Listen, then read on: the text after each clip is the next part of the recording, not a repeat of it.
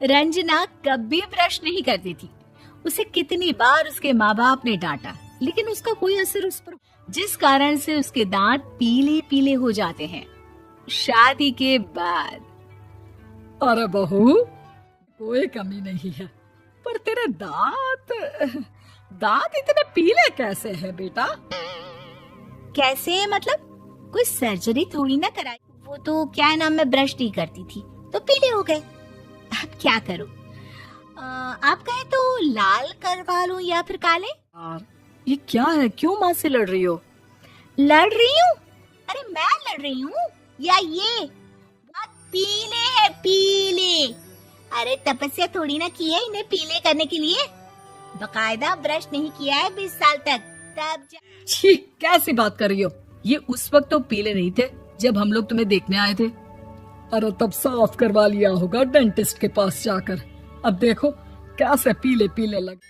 रंजना सास की तरफ गुस्से से देखती है। फिर शुरू हो गई पीले पीले पीले। अरे पीले तो तब भी थे जब मेरे हाथ का रसगुल्ला उड़ा उड़ा कर खा रही थी और बोल, लड़की नहीं गुणों का खजाना दे रहे भाई साहब आप। खैर, अब वो लोग करते भी तो क्या करते, पीले दांत वाली बहू पल्ले पड़ी थी तो। एक दिन कीर्तन में रंजना गाना गा रही थी।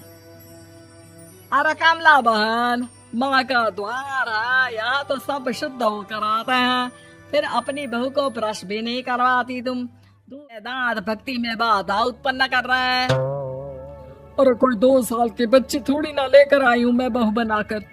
अच्छी खासी लड़की है, अरे कैसे करवाऊं ब्रश? ये तो उसे खुद करना चाहिए ना। अब माँ बाप तो इसके जैसे तैसे निपटा दिए, जाके सास कैसे संभालेगी? सास बहू को लेकर घर आ जाती है, लेकिन सोच लेती है कि अब इसे लेकर कहीं नहीं जाएगी। अगले रोज बहू कहती है, अरे क्या हो गया, मंदिर नहीं जाना क्या? कीर्तन का वक्त हो रहा है। मेरी मधुर वाणी से कान्हा जी जागते हैं। आप तो जानती है ना उनकी भक्ति में कितना मन लगता है मेरा। वो क्या है ना, तबीयत ठीक नहीं लग रही है मेरी, आराम करूंगी मैं। तबीयत ठीक नहीं लग रही? अभी तो मिथुन के गाने पर नाच रही थी आप, और अब बोल रही है कि तबीयत ठीक। अरे भक्ति में मन लगा लो सासू माँ, ऊपर जाना है, क्या मुंह दिखाओगी आप? हाँ? सास को बहू की बात पर गुस्सा आ जाता है। मैं क्या मुंह दिखाऊंगी, इसकी चिंता तो ना कर, समझी? अपने मुंह की चिंता कर, जो ये पीले पीले दांत लेकर हर जगह। पता है लोग कितना मजाक बनाते हैं। ना जी ना, मैं नहीं जाना कहीं तेरे साथ। तो ये बात है। कोई ना, मत जाओ, मैं अपने कमरे में ही बैठकर भक्ति कर लूंगी। ऊपर वाला दांत थोड़ी ना देखता है, मन देखता है ना देखता है।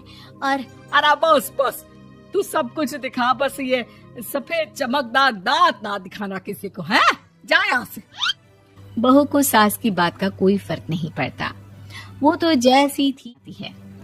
सुबह नहाकर किचन में खाना बनाना, फिर खाना खाना, कीर्तन भजन करना और सो जाना। एक दिन, माँ जी मैं सहेली के घर जा रही हूँ, शाम को लेट आऊंगी। हाँ, तो जाना, मैंने कौन सा घर पर बैठकर। रंजना सहेली के घर जाती है, जहाँ वो पार्टी में जाने की तैयारी कर रही होती है।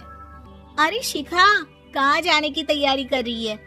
मैं गलत वक्त पर आ गई क्या? अरे नहीं यार, उल्टा सही वक्त पर आई है। मैंने ये यार, शाम को इनके ऑफिस की एक पार्टी में जाना है, बताना कैसा लग रहा है ये सब? नहीं यार, इस ड्रेस के साथ तो वो वाली ज्वेलरी अच्छी लगेगी। हाँ, सही बोल रही है, मैंने ध्यान ही नहीं दिया। वैसे तो हमेशा से मस्त फैशन सेंस रखती है होगी ना पति के साथ पार्टी में।